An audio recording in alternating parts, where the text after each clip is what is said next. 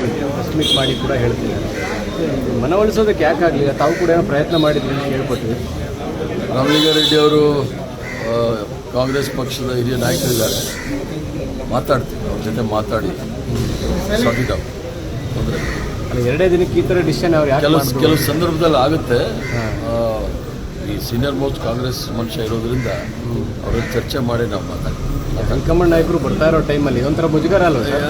ಎಲ್ಲ ನಡೀತಾ ಇರುತ್ತೆ ರಾಜಕಾರಣದಲ್ಲಿ, ತೊಂದರೆ ಇಲ್ಲ. ಬಟ್ ಅವ್ರದ್ದು ಮಾತಾಡ್ತೀವಿ, ಅವ್ರು ಆ ಥರ ಏನೂ ಮಾಡೋದಿಲ್ಲ.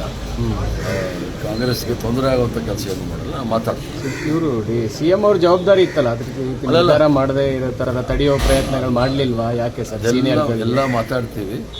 ಇವತ್ತೆಲ್ಲ ಆಗಲಿ, ಮುಗಿಲಿ, ನಾಳೆ ಮಾತಾಡ್ತೀವಿ. ರೈಟ್? ಎಲ್ಲಿ ಯಾವಾಗ ಹೋಗ್ತಿದ್ದೀರಿ ಸರ್? ನಾನು ಇರ್ತೀನಿ. ಇನ್ನು ನಾವೆಲ್ಲ ನಾಮಿನೇಷನ್ಸ್ ಫೈಲ್ ಮಾಡಬೇಕು. ಇವತ್ತು ಕಾಂಗ್ರೆಸ್ ಅಧ್ಯಕ್ಷರು ನಾಮಿನೇಷನ್ ಫೈಲ್ ಮಾಡ್ತಾರೆ, ಆಮೇಲೆ ಕೆಲವು ನಮ್ಮವರು ಮಾಡ್ಬೋದು. ಅದನ್ನೆಲ್ಲ ಮುಗಿಸ್ಕೊಂಡು ಸರ್, ನೆನೆದು ನಿಮ್ಮದು ಭಾಳ ವಿವಾದ ಆಗ್ತಾ ಇದೆ, ಬೇರೆ ಬೇರೆ ಕಾರಣಕ್ಕಾಗಿ. ಅದನ್ನು ಬೇರೆ ಥರ ವಿಶ್ಲೇಷಣೆ ಮಾಡ್ತಿದ್ದಾರೆ, ಒಂದು ಕ್ಲಾರಿಟಿ ಹೇಳ್ಬಿಡಿ ಸರ್. ಅಲ್ಲ, ವಿಶ್ಲೇಷಣೆ ಅಂದರೆ ನಾವಿನ್ಯಾರು ಮೀಡಿಯಾ ಹತ್ರ ಮಾತಾಡಲೇಬಾರ್ದು ಅಷ್ಟೇ. ನಾವೇನೋ ನೀವು ಸ್ನೇಹಿತರು ಅಂತ ಬಂದು ಮಾತಾಡಿದ್ರೆ ಅದನ್ನು ತಿರುಗಿಸಿ ಗೊಂದಲ ಮಾಡಬೇಕು ಅನ್ನೋದೇ ಮನಸ್ಸಿದ್ರೆ ಮಾಡ್ಕೊಂಡಿರಲಿ. ಏನು ಆ ಗೋಧಿ ಮೀಡಿಯಾಗೆ ನಾವೇನು ಮಾಡೋಕ್ಕಾಗೋದಿಲ್ಲ.